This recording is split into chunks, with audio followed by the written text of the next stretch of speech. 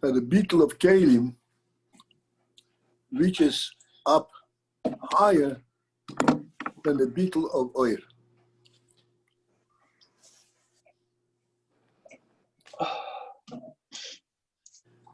The Rebbe starts explaining it also in Kabbalah terms.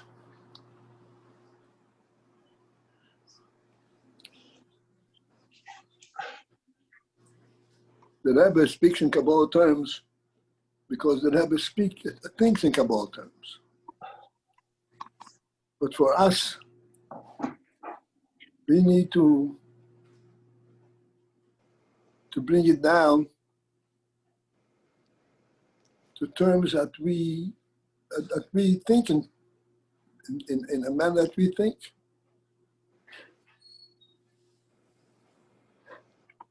The seichel that is at our level.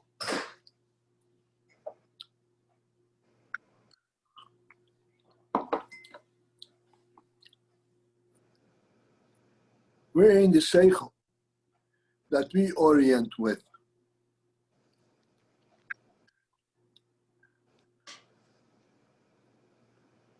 Can we find the principle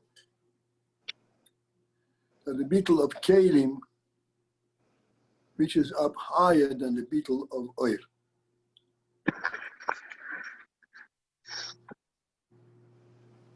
We already translated Kalim versus Oir in our terms. Kalim means the goof. Oir means the nefesh.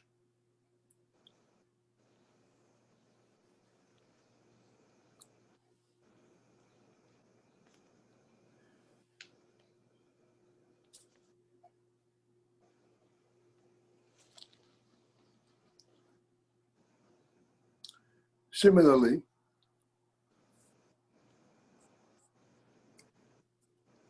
at a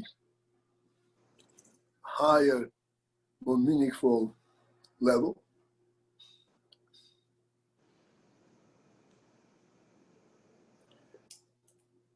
Kalim and Oir is like seichel, which is the Oir,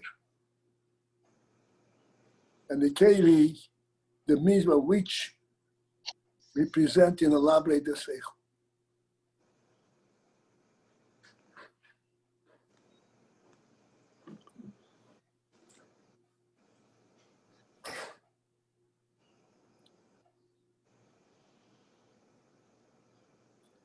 Where is the beetle aspect?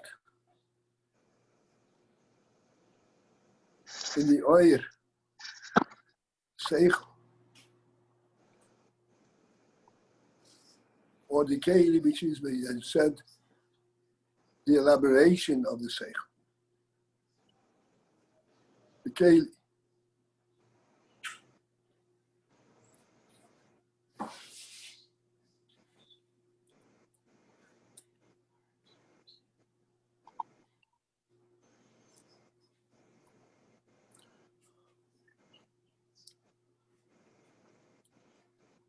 Seichel is,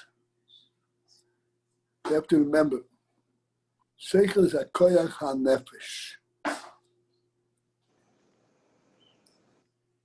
Even when we bring Seichel down to a perfect logical structure,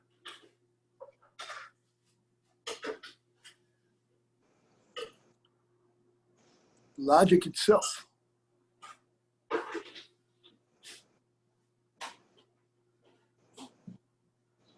touches us because of the fact that we have a nefesh that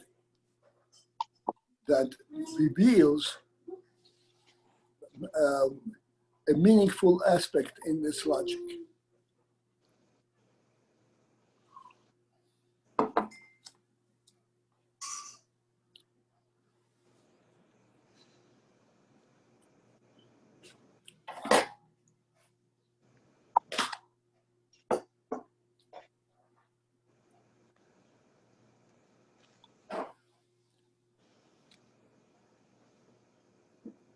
Again, as always, you want to present it bottom up.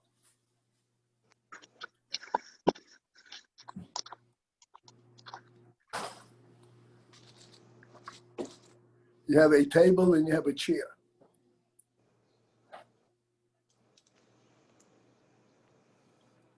Physically, you cannot put the chair in the same place where the table is. This union that you cannot put the chair where the table is in the same place is not a seichel aspect. It is something which is physically impossible. That which is physically impossible does not go in the category of seichel.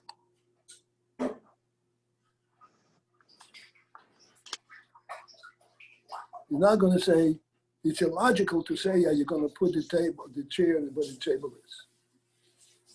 Or two chairs in the same place.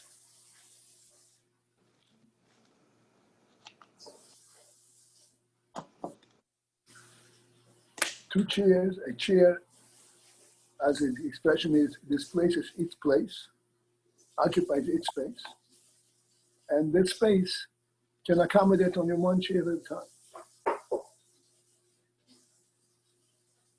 This is not going to the category of seichel.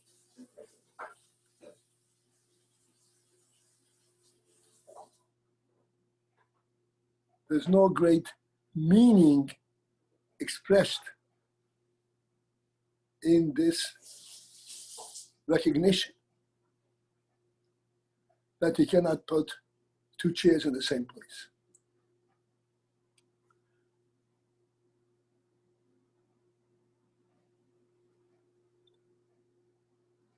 The reason we do not attribute any kind of meaning of seichel to it is that this phenomenon that you cannot put two chairs in the same place is not something that our seichel is telling us. Even if we should try to put them together in the same place, they would not let it happen. It does not do with seichel. It has to do with physical fact.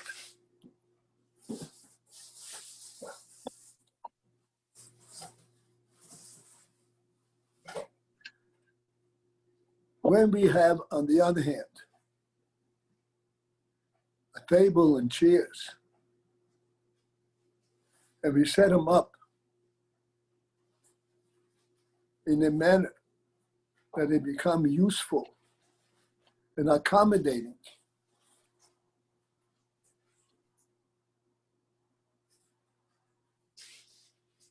for human beings, then you say, this was set up with seichel. This is not just an outcome of the physicality of these two entities that precludes them overlapping each other. There's another perspective here.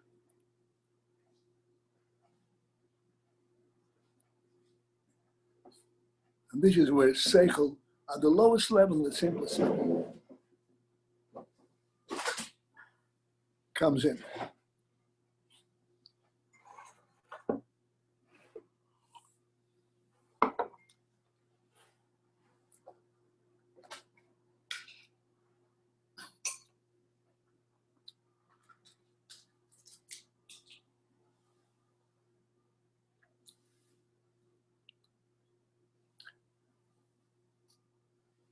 So the principle that you cannot put two chairs in the same place does not represent any kind of aspect of beetle on the part of the keli or part of the seichel or anything like that.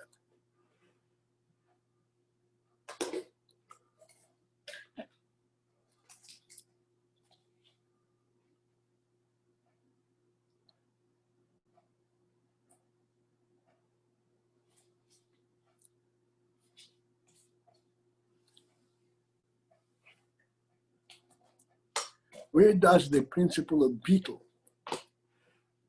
surface? At the simplest and lowest level.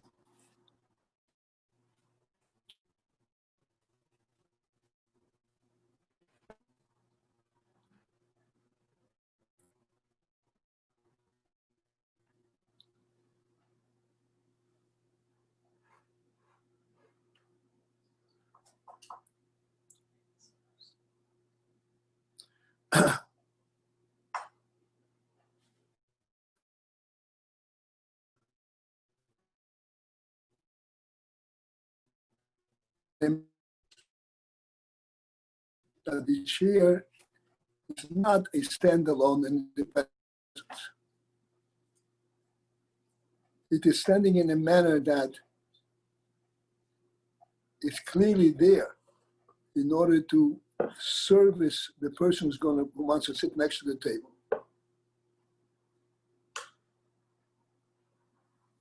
Here we have an aspect of quote unquote beetle. The chair accepts, quote unquote, its role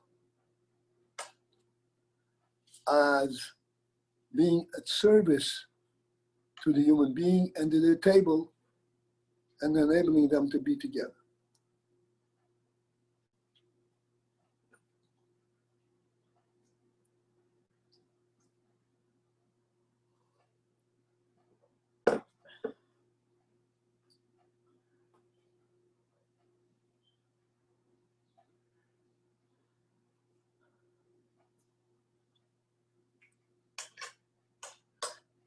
At a very, very low, and as we said, almost on a meaningful level,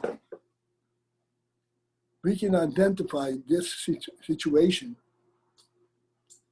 from a perspective of beetle.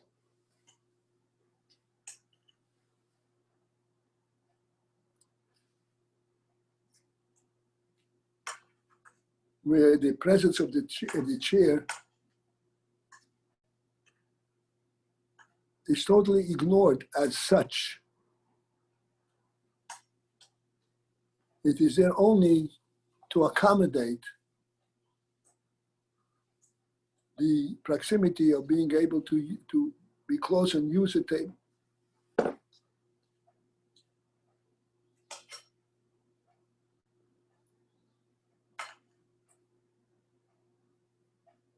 Which is an aspect of beetle.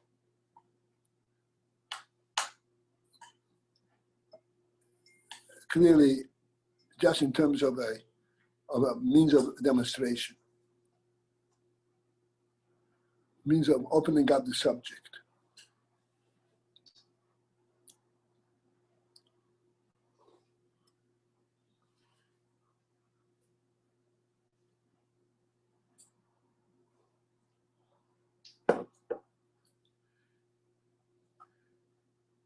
Delving into this beetle as we're demonstrating, as we are now identifying it, delving a little bit closer to it.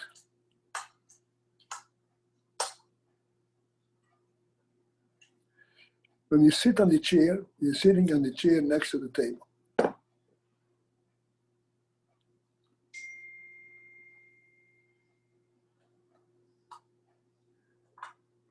The table serves as a platform, as a support for all the things that you can eat by the table, whether it is food or a safer.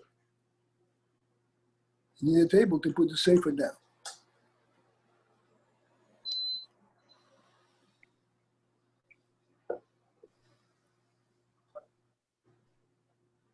The chair that you're sitting on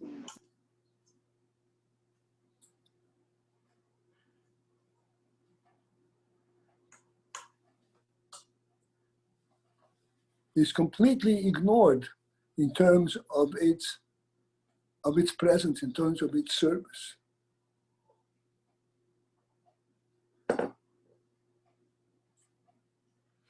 The table facilitates your being able to learn the sefer because it supports the sefer. The chair is not part of the process of learning.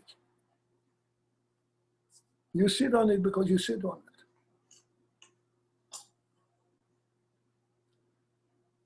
You can actually stand and look into the sefer. In other words, the chair can be so negated in terms of its presence to the point where it is totally unrecognized.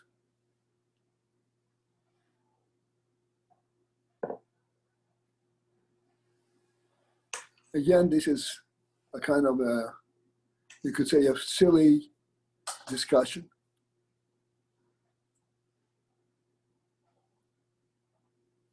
But its purpose is to identify what it says in the Maimon.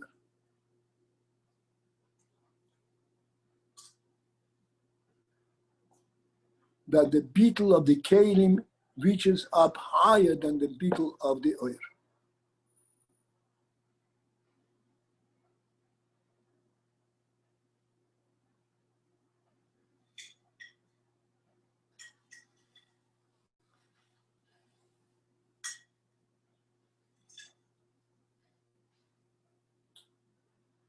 Here we have in this, so to speak, silly discussion,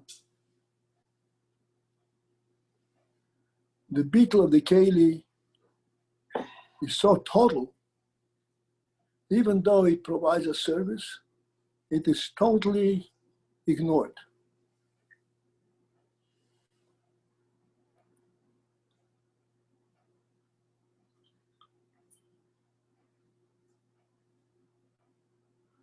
One will not say that while we're sitting and learning, the chair was a participant in this activity.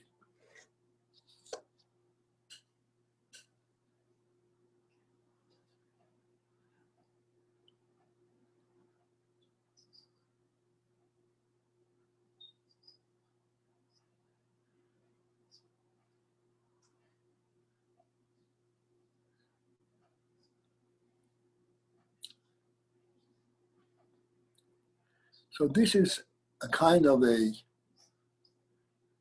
demonstration of the principle that the beetle of Kalim is more profound, more thorough, more complete than the beetle of Oyer. Oyer, even if it is bottle, and it is speaking and revealing the source of Oyer, there's an Oyer message remaining, even though it is pointing to the source.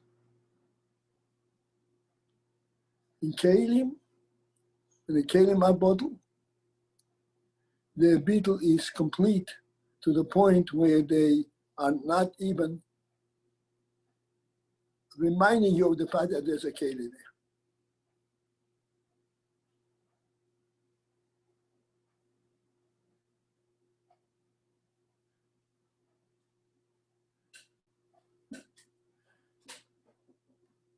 So now the question is this: if the Keli is a non-participant, it's fine. The shear is not body, but the chocolate is here in the second.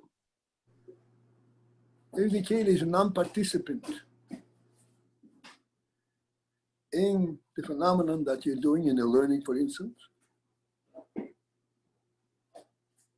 why is it there in the first place?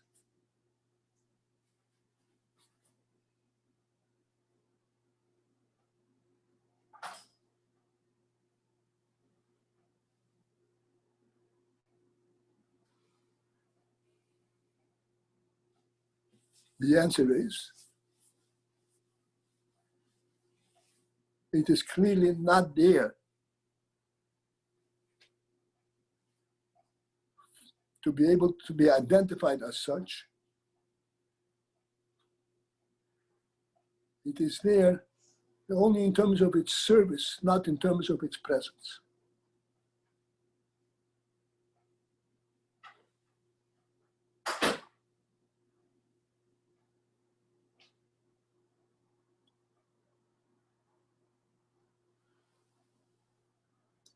Taking this, as I said, silly discussion, translating it at a higher level. Say, for instance, words which are the kelim to express a seichel.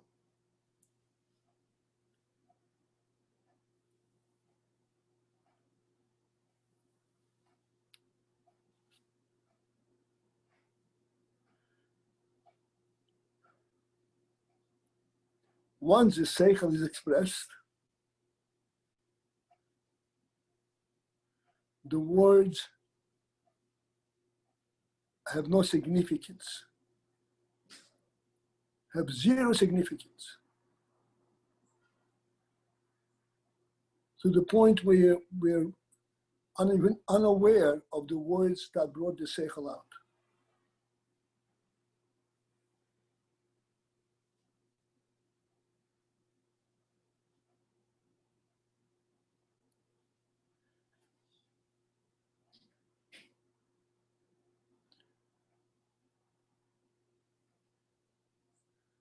What is this phenomenon that you are creating words and bringing out a seichel with words, while at the same time the words are completely eliminated from the presence of the seichel?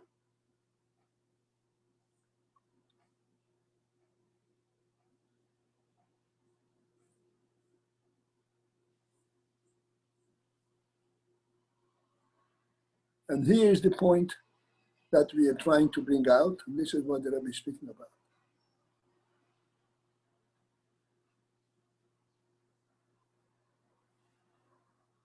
The reason that we express a seichel in words, in kelim, it's not because the seichel consists of these words.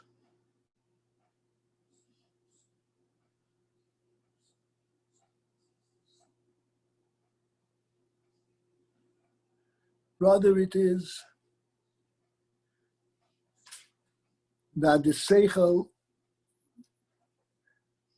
is conceptualized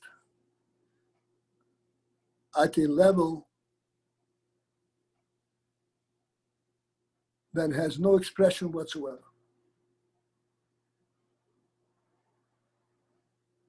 At what we call at the truth level. Pure oil.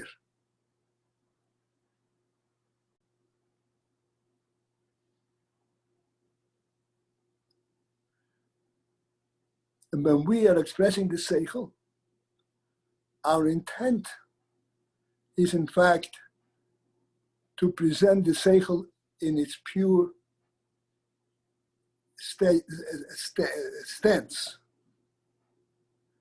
The way the seichel is pure in a concept without any structure.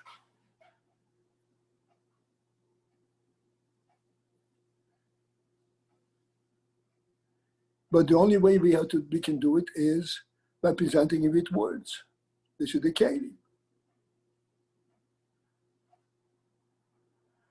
But as we're presenting it with words, with the kelim loses its presence, its significance totally, while presenting the seichel.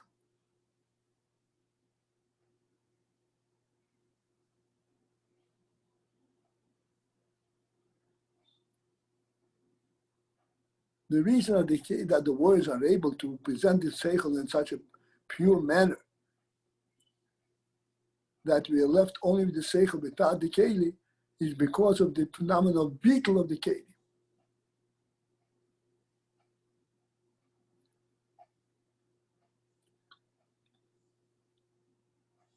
This beetle of Keli, the Rebbe says, is magia, it reaches up. What does it mean it reaches up?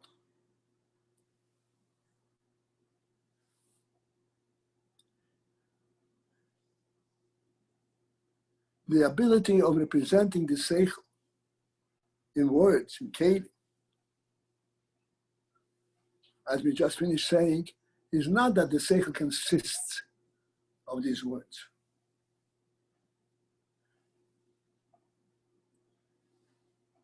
But because the Kelim reach up to the source, to the concept, in effect, it is true to say that the words that are used to express a seichel is nothing more than a moshel, an allusion to the seichel. It is not the seichel per se.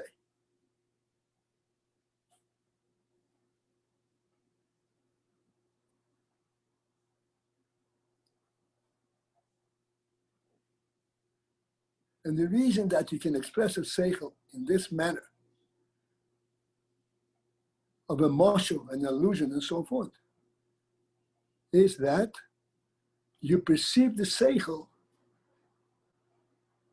at an essential level, at a higher than concept, than understandable level, than expressible level. This is where you draw the means by which you can express the seichel.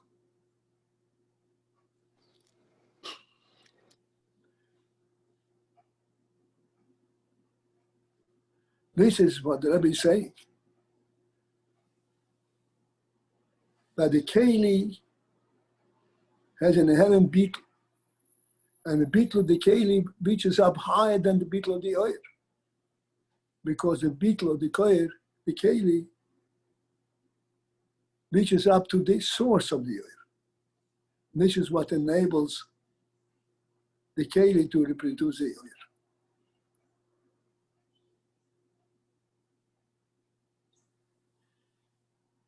I tried my best. I don't know if it cleared things up, if it gave the message came through, but I tried to represent it. But Oir, there was giving Mashalom on the Kaila. The Kaila is more bottled than the oil, but the muscle is that the Kaila is bottled, but we didn't see in the muscle that the Kaila is more bottled than the oil.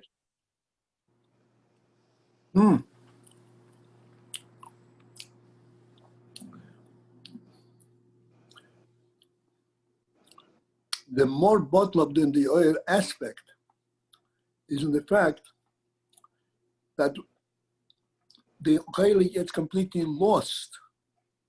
Once the oil is produced, the kalim by which it was produced is completely ignored. Yeah, I understand that, but we That's talking. bottle. Yeah, the Kaila is bottled, but we're speaking that the bittel of the Kaila is higher than the bittel of the oil. We didn't have a muscle on that, how we see that the bittel of the Kaila is higher than the bittel of the oil. Well, the way I was trying to express it is the reason that we are able to produce a seichel in words is that we perceive the seichel at its inception, at a higher level than the way seichel is understood, at the source of the seichel. This is the pshat that the keli reaches up higher than the oil. The oil and seichel comes out as seichel. But the ability to represent the seichel with words comes from from this inception, from the source of the seichel, rather than the seichel itself. Again, let me just point it out. If you heard a seichel and you want to repeat it, you want to tell the seichel over to somebody else, are you going to try to think the words with which you were given the seichel? Will that express a seichel? Not at all. Not at all.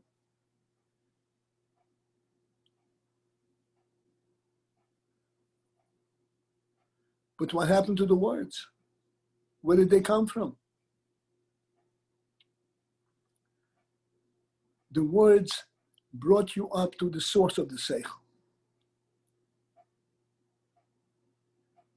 And once the words brought you up to the source of the seichel, you can able to express a seichel to someone else because you have the source. What? That shows that they're rooted higher. Right. These kalim. But why don't we just, I mean, it would seem fair to say they are a means of transmission, and then they're kind of not relevant. Why do we say they're rooted higher? Like, you can have currency as a medium of exchange. No, wait a second. Means of transmission is not the correct way to refer to words. I understand that, but why is it incorrect? Good, no, you said I understand it. The reason it's incorrect is, like I said before, if the words represent the expressed seichel, you're not giving him a seichel. When you express a seichel, you want him to get the source and the principle of the seichel, not the expressed seichel as it is laid out in a logical format. Okay, so they are not just means of expression. You're saying they're not just carrying the message, they're doing something else. They're not carrying the tangible parts of the seichel. They are alluding to the source of the seichel. And therefore what? Therefore they're not just a means of expression? Therefore, it means that their beetle touches all the way to the source. They're not expressing the presence of the seichel. They're expressing the source of the seichel.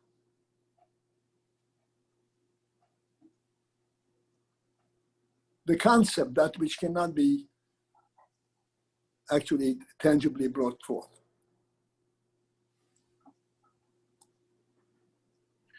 Mashain kind of thought, the expression of the cycle, if we call it thought, doesn't express the source. It's just That's right. That's right.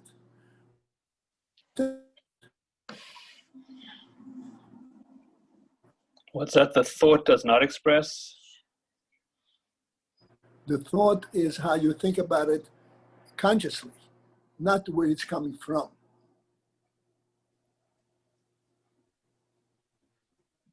So the thought is less high than the words? That's what we're saying. Uh-huh. The source higher than the oil, than the seichel itself.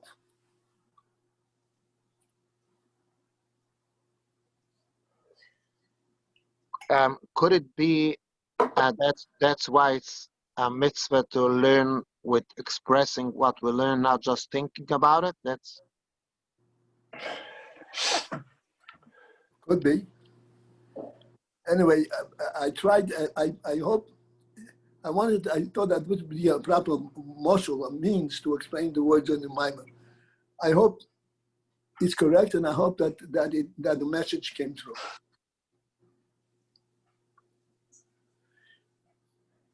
The Maimer says a phenomenal thing. The beetle of the keli reaches up higher than the beetle of the oil. How is it possible? The keli is a tangible presence, and the oil is just an illusion.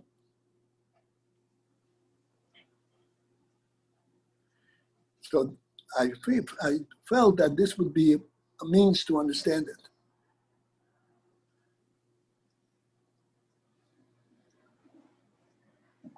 It's a well-known principle that in order to understand this, to explain the seichel to someone else, you have to know the seichel much higher, much more deeply than that which you're trying to explain to someone else. As a matter of fact, if the ability to explain the seichel to someone else is proof that you have a deeper understanding of the seichel. One who is not able to explain the seichel to someone else means that he has only a superficial knowledge of the seichel. This is, I think, a well-known principle.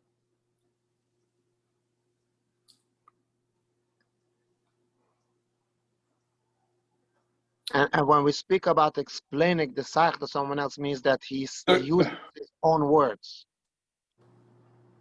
I'm sorry, somebody, I didn't hear somebody. That he uses, explaining a seichel is proving that he reaches higher than seichel is when he uses his own words.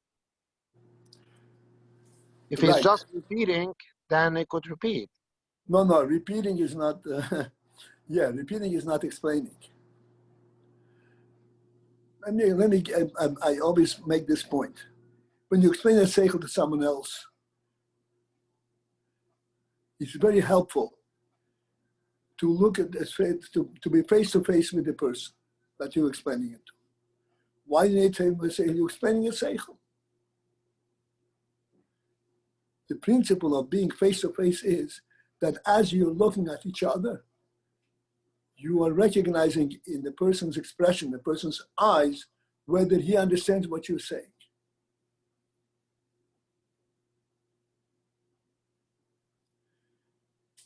So clearly, in other words, in this Indian that you're explaining, and you're trying to have him see more than what the words are.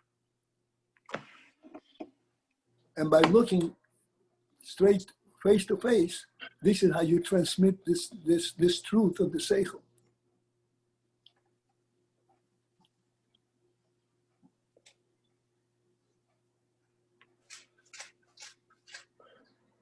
This is we're going. All right.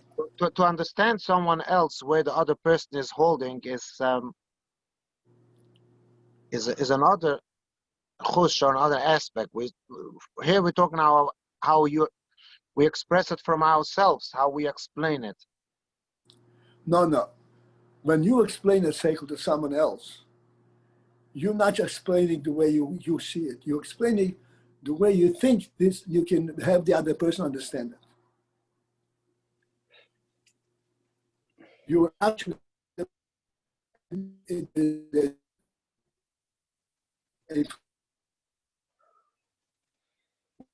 understand this expression. And once you say it, you see it, his action, you see, sometimes you say something and a person's eyes light up. You say, oh, you got it. And if his eyes do not light up and there's no reaction, you feel that you have failed, you have not really touched him.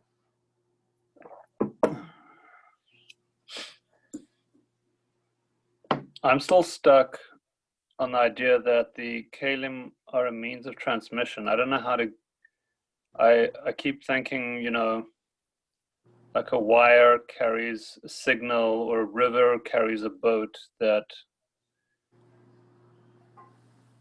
it's a means, and that I'm not getting a feel for why these kalim are rooted higher.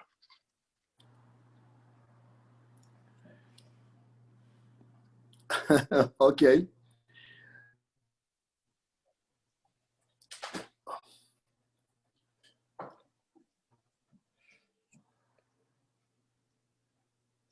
The signal, this is the whole problem. I tell you, we begin to translate things in totally different venues. The signal The electronic signal is not a keli.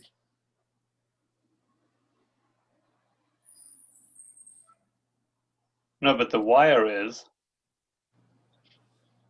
The wire is not part of the transmission means.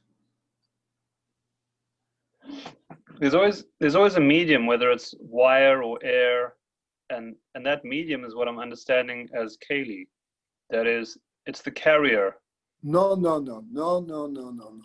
The keli is something which actually relates to the seichel itself. That's what a keli is. A keli is not a distant medium.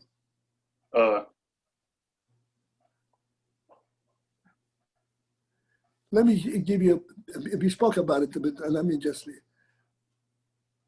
you want a drink of water. I take a plate, a soup plate, and fill up with water and give you a plate or so, a plate. Compare that, or me giving you the same water in a cup.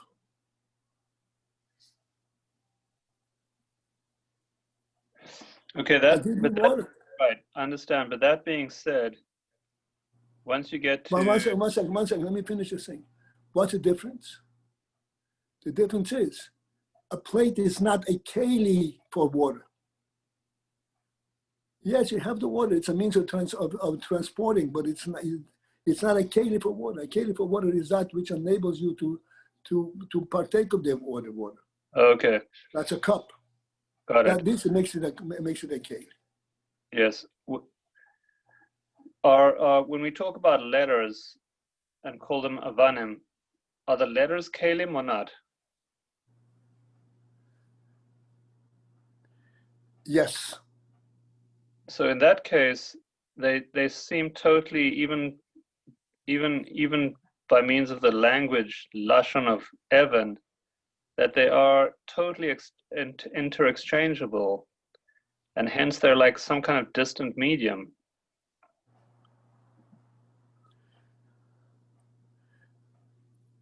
The letters are not exchangeable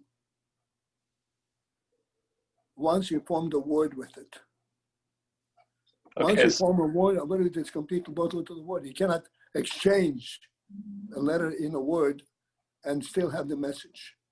Fine. So when we say keli, we don't really mean the level of avanim. We more meaning the level of a cup or a wood. Wait a second. It is 11 abonim, but an evan, once placed in a certain place, cannot be removed. If you remove it, you are breaking up the word.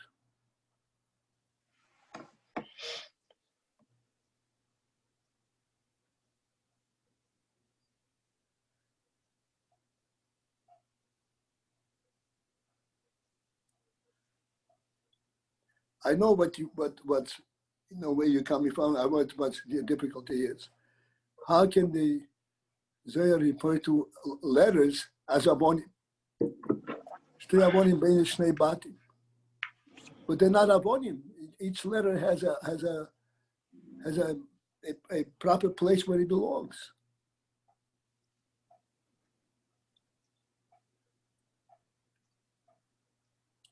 So why is it called the Evan? This is where you're coming from.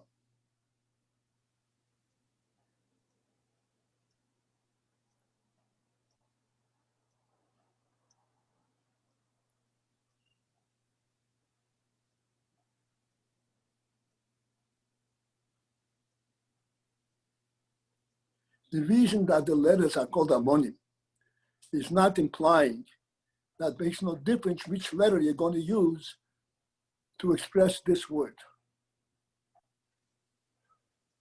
That's not the implication there. Because each word has its proper structure.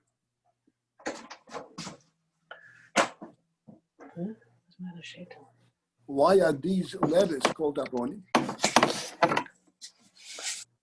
because these letters outside of their structure in the word have no meaning whatsoever.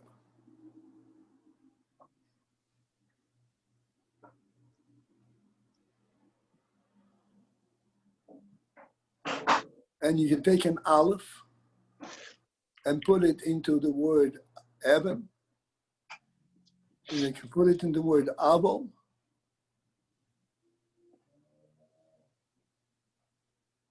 or any other word, and it won't object, because it in itself is like an Evan.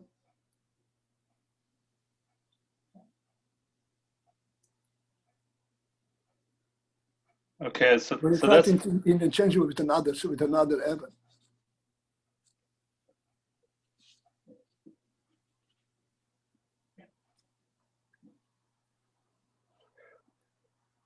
and this that it won't object and is in the category of doimim. I mean, I guess it comes around to why we say doimim is rooted higher than or. Basically, why is Kali rooted higher than or? I guess that's our question. It's always been, I don't really have a way to think about it. It's come up other times. We've come around to it again here. Why would Evan be rooted higher than or? Which was Shlomo's question. Right.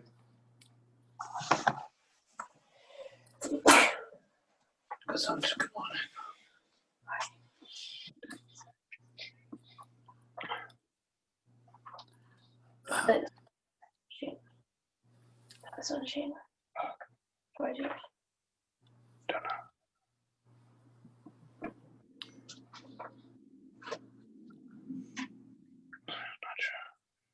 I want to ask you this. Perhaps this will expose it. We're going to speak in human terms. A chair, wherever you put it, is a chair.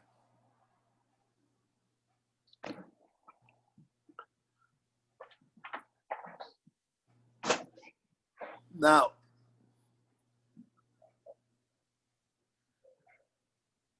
a chair can be folded up in a closet.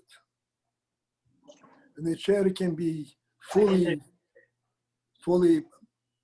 structured. Not only that, and put in front of a table.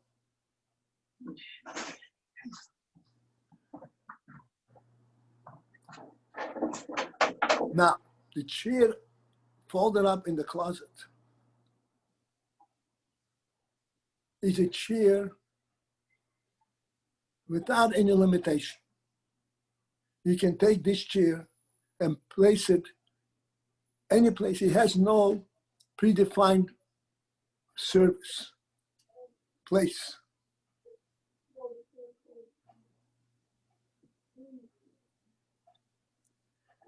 Once a chair is put forward and it's put in front of a table, it acquires a limited identity.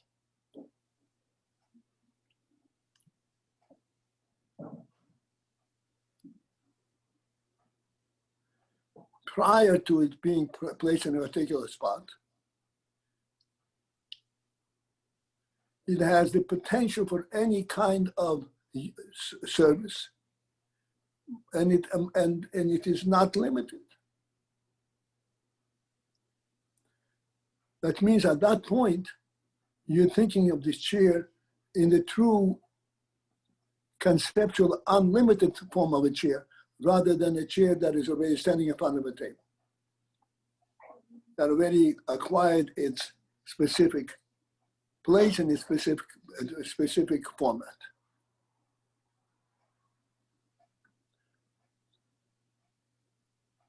Is that helpful?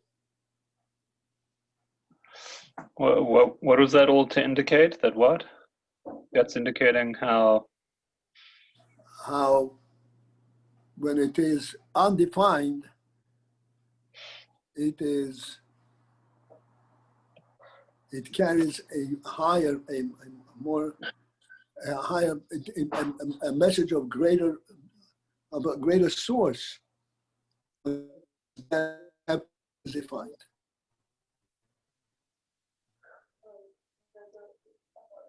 Oh, so, and that's to address the question of how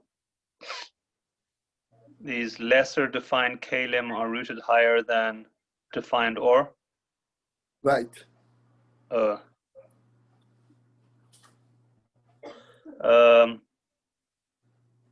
Yeah, it's just right. Okay. I mean,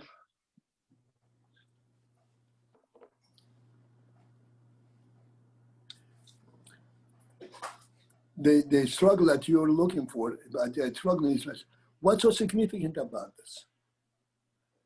And yeah, here's what that's the wrong question. That has to do with qualities and significance. But we are no, saying no, that that's not a wrong question. What are we talking about? So I'm saying, here is the point. The reason we talk about it and say is full of it is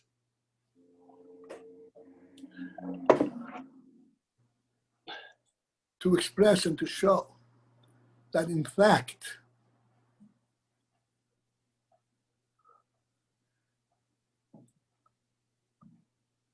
our words are built of letters. And these letters have a presence that is unlimited.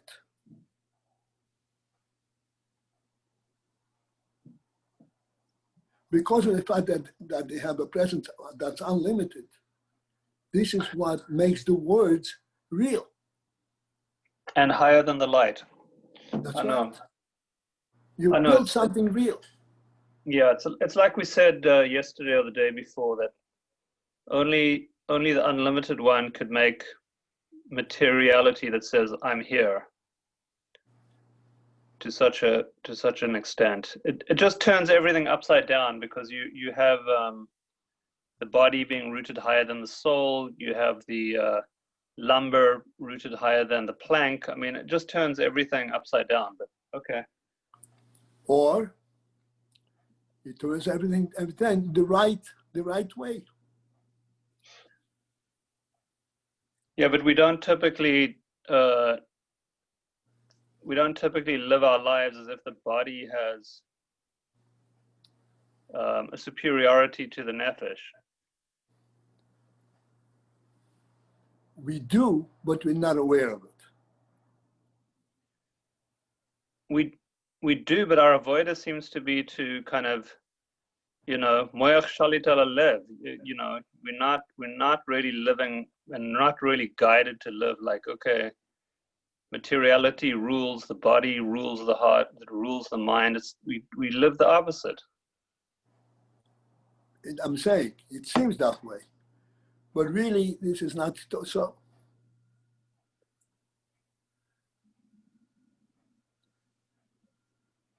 Because the principle of Mayach, Shalit, and Halev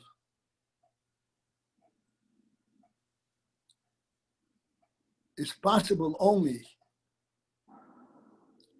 once the Seichel is mislabish in the Mayach, in physical Mayach.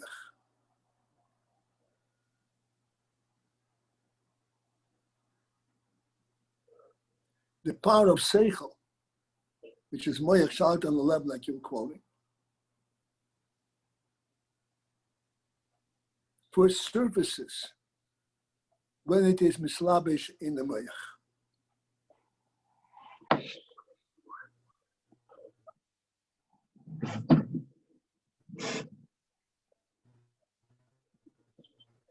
Can this be explained, elaborated? I think it's a big chiddush. This what Rebbe Paltiel has just said about moich shalat al alev, only when the moich is being established with a cycle.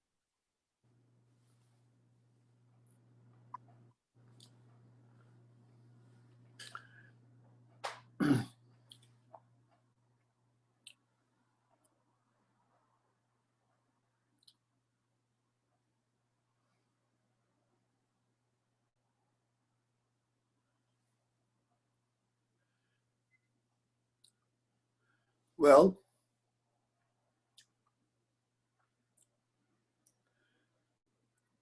you heard, you know the quote that's about, but it says in Zohar, Rachmana liba boy. Do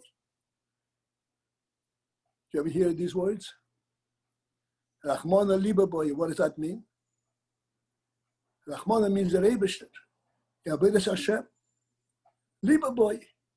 He's looking for your heart. Why your heart? I'm giving you the Mamoyach.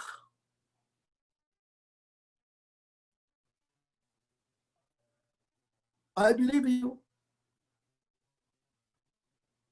Why Rachmana liba boy?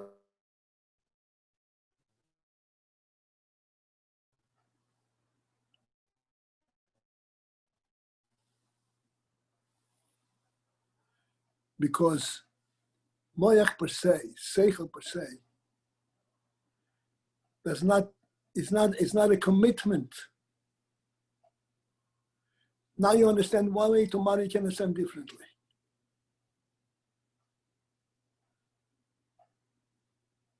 When is it real? When it took hold, when it becomes identified and on the reality level, when it goes into the heart. And it goes into Maisa B'Poyel Mamash.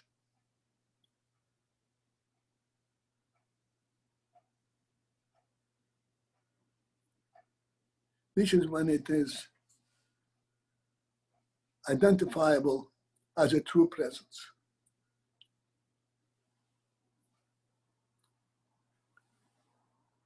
Okay, but now we're saying Moich Shalat Alalev. What is that?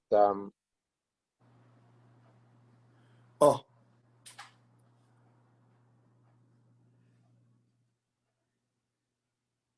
The yin that Moich Shalat Alalev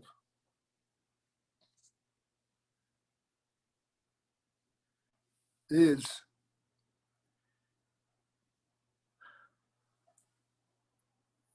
not pure Moich. It is when in the Moich you understand how the lev should be.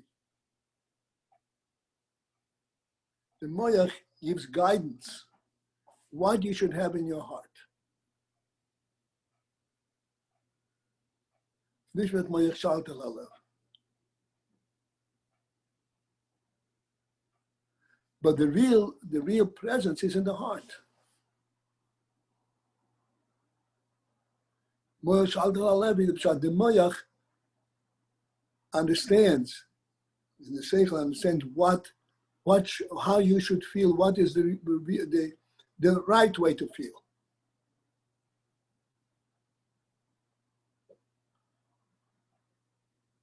You have in this itself, you have a question. If Moich Shalat Alalev, what need the lev? Moich is enough.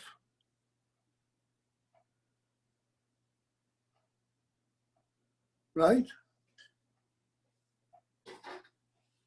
Moich Shalat Alalev, I shall find it. I have it in my Moich.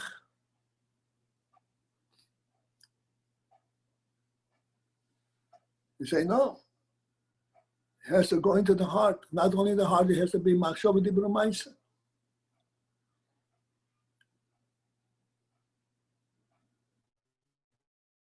But was said before that the Moich is Shalat Alalev only when it's being nislabish.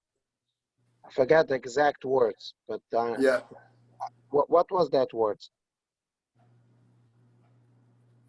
Seichel has the power of Seichel when it's mislabish in a keli.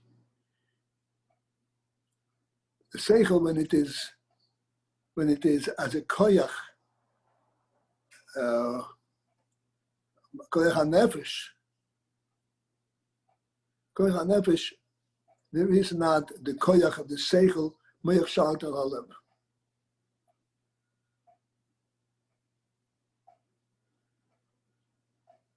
Seichel is like oil, like light. Light does not have any kind of a koyach of its own. It only illuminates, it only shows you what there is. The real koyach, chayas on that place. Here, chayas isn't.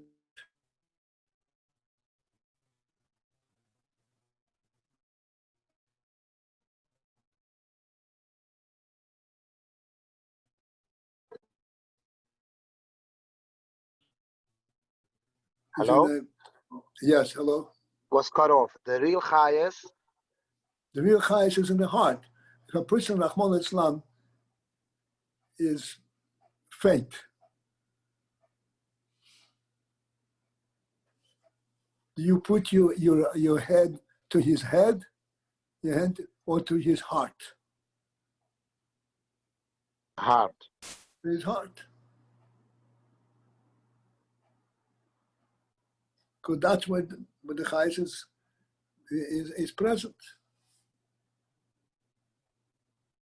Okay, but was explained just before that when is moich shalat al alev, when the oyer is mislabish bekaila. Can that be elaborated?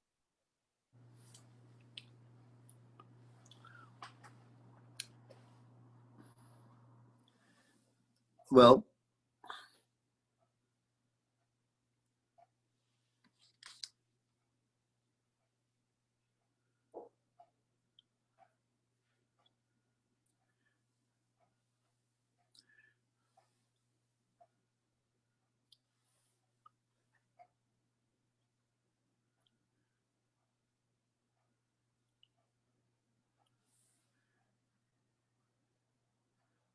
let's put it very simply.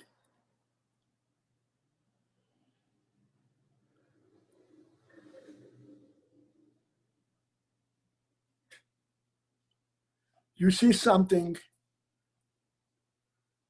very beautiful, and you are impressed by it. You feel good in your heart by seeing this.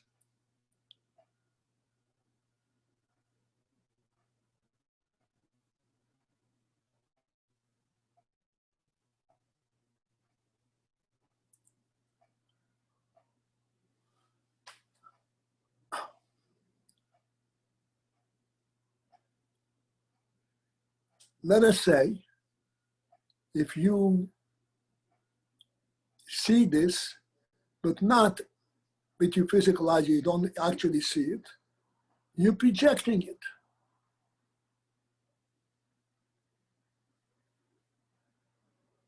Will you have the same experience?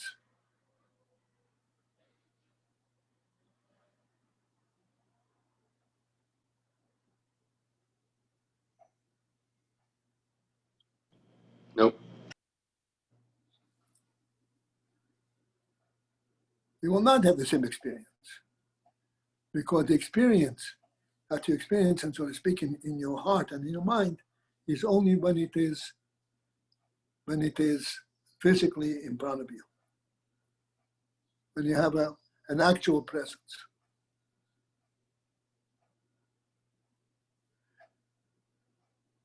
Moyach Shaut al Alev is not the way it is in the Moyach independently.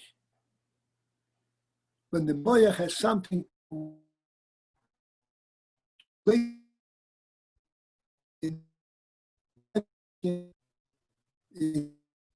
illuminate the heart and give it meaning.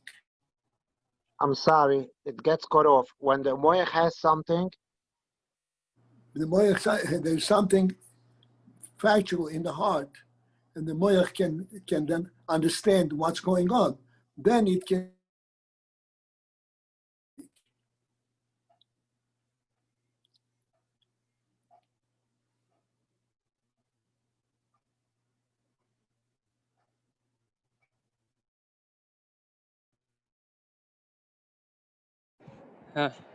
Not hearing a thing right now. Looks like the phone froze. Not being said anything. is the battery low or just the connection? It's a connection. It could be that the battery being low affects it, but it's not necessarily.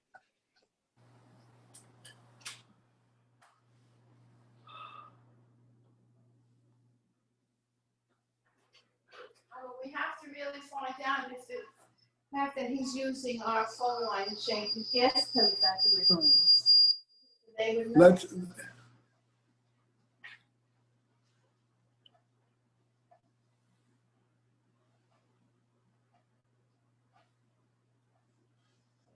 Well, it's working now. So, yeah. Okay, maybe can it be explained again? For me, it's important. When do we say moich shalat al alev? When the moich sees it in the heart? What was that? When there is a living heart.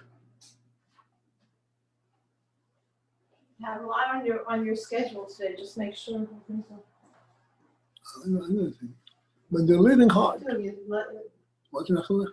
The stroke's coming at 11 and the appointment's on Dr. Rosen is later, and we also have to, Well, it's my first appointment next. the stroke's coming at 11, we have Dr. Rosen later in the day, and All right, I'm being alerted that my time, I have some obligations here. All right, Shlomo, you're on mute. You were talking, but you were on mute. Yeah, just this line. When do we say moich shalat al alev? they didn't hear you. when you have a living lev.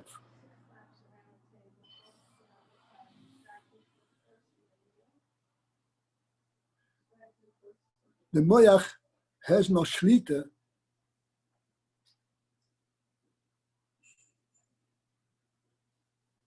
when the whole concept of the lev is in the moyach. When you're imagining what the lev should feel, there's no shlita. Yeah, this is like saying the lev is primary, the keli is primary, and then the or does something or informs that heart.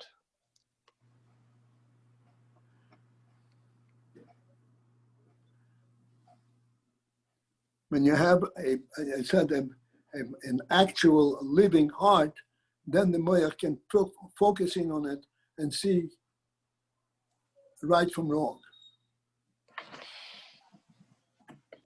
And what does it mean when you have a living heart? I mean, Okay.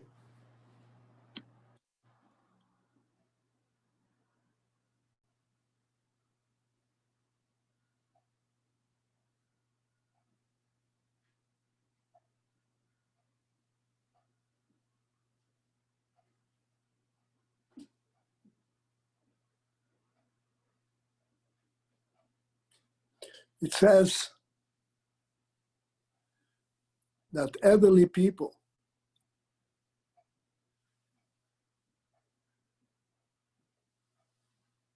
who are not involved with little children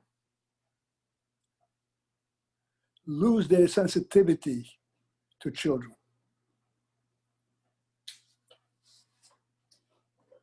I don't want to quote exactly what it said, but you know what I'm referring to.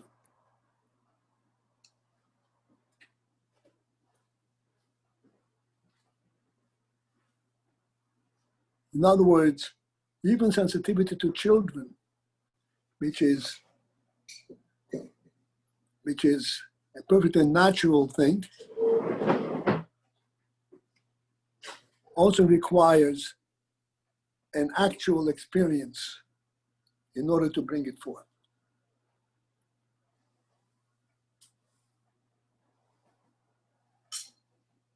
so let's say we say moich shalat al alev. You want to do something which is forbidden. The heart desires, and the moich rules over it. So are we going to say now you have to have that forbidden experience? The moich should be able to rule.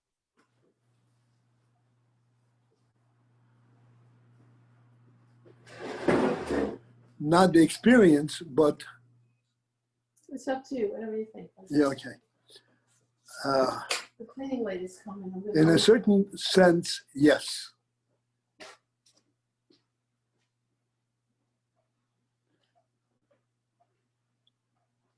In a certain sense, yes.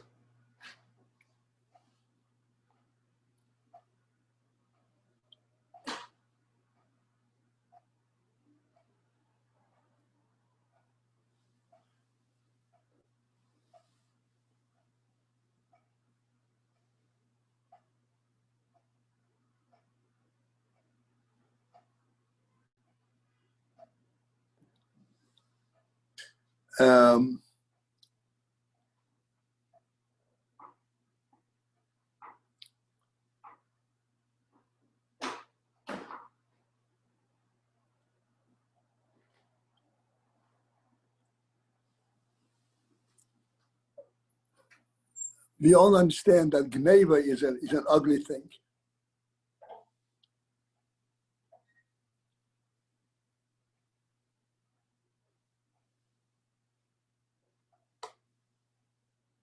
Gneva means you take somebody's property possession, take it away from him.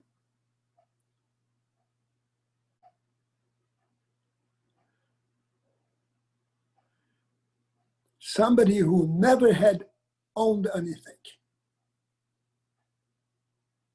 Never owned anything.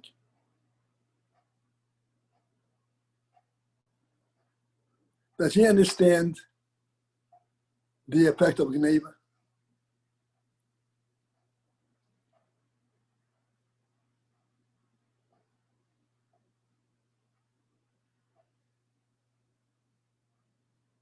What do you think?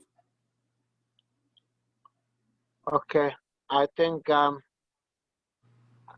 was very well said, and we can think about it. All right. Thank you very much. All right. Have a great day. Yeah. And I'm being pulled away here now. Oh yeah, thank you. Chef now. Thank you. Take care, Oh. David. Bye. Bye, Shlomo. Wonderful day. Shmuley.